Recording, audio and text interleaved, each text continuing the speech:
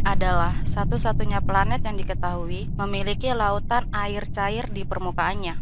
Laut di bumi memiliki volume sebesar 1.335 juta kilometer kubik yang mencakup sekitar 96,5% dari seluruh air di bumi dan meliputi lebih dari 70% permukaan bumi.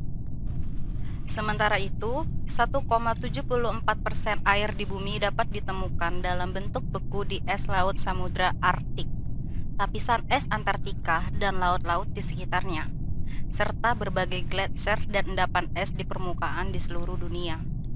Nah, di negara kita, yaitu Indonesia, merupakan wilayah dengan perairan paling banyak daripada daratan dengan persentase 78%, sehingga membuat Indonesia memiliki potensi sumber daya laut yang dapat dimanfaatkan, seperti pariwisata, tambang, dan komoditas ikan-ikan. Tentu saja dibutuhkan ekosistem yang baik untuk menunjang kesehatan laut tersebut. Namun, apakah ekosistem laut masih berjalan dengan baik? Sebelumnya, kita harus tahu apa itu ekosistem laut. Ekosistem laut merupakan ekosistem yang berada di perairan, dengan kadar garam tinggi yang didominasi oleh biota laut, mulai dari hewan bersel satu, mamalia, invertebrata, hingga tanaman-tanaman laut seperti alga dan terumbu karang.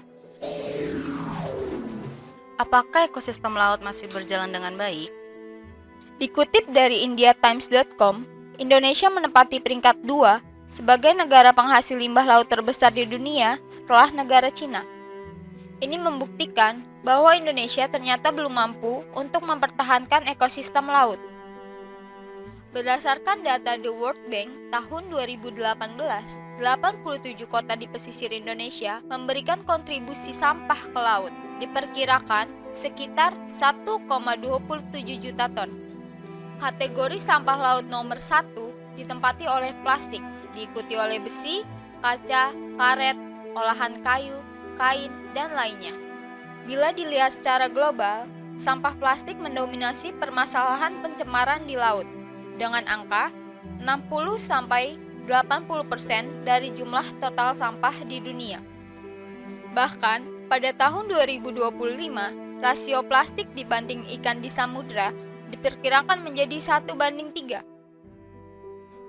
Diperkirakan, jumlah sampah plastik akan terus bertambah hingga 250 juta ton, sedangkan jumlah ikan terus menurun akibat penangkapan yang makin gencar. Seperti yang sudah diketahui, plastik memerlukan waktu 50-100 tahun untuk terurai. Hal ini tentunya dapat berdampak pada sektor ekonomi, pariwisata, dan juga dapat mengganggu kehidupan biota laut. Salah satu contoh kasus, hewan yang terkena dampak sampah plastik adalah penyu. Saat diotopsi, di dalam tubuh penyu tersebut terdapat banyak sampah plastik. Menurut Rosek Nur Syahid, penyu seringkali menganggap sampah-sampah plastik sebagai ubur-ubur yang merupakan salah satu dari makanannya. Setelah melihat betapa parahnya kerusakan ekosistem laut, bagaimana usaha kita untuk memperbaiki ekosistem tersebut? Pemerintah telah melakukan usaha untuk mengurangi sampah plastik dengan membuat kebijakan anti plastik dan membersihkan sampah di laut. Di masyarakat sendiri, banyak inovasi-inovasi yang dikembangkan seperti daur ulang dan bank sampah. Namun, ada beberapa plastik yang tidak bisa masuk ke dalam bank sampah, yang akhirnya plastik yang tidak diterima itu kembali mencemari lautan kita. Muncul harapan dari komunitas Rebrik ciptaan Konovitatan dan Koofi Sabrina untuk memproses tanpa membakar sampah-sampah yang tidak diterima oleh bank sampah tersebut. Barang itu adalah paving block. Dengan berbagai proses, sampah yang tadinya mencemari lautan dapat menjadi barang yang sangat berguna. Paving ini sudah lolos uji tekan berdasarkan SNI 030691-1993. Paving ini dapat digunakan sebagai lahan parkir, trotoar, dan taman. Dengan ini, diharapkan masyarakat dapat berpartisipasi untuk menjaga ekosistem laut dengan memperbanyak komunitas seperti Rebrix di Indonesia atau menyumbangkan sampah-sampah berikut kepada Rebrix, yang dimana akan didaur ulang agar dapat digunakan untuk memperindah infrastruktur oleh masyarakat dengan harga terjangkau.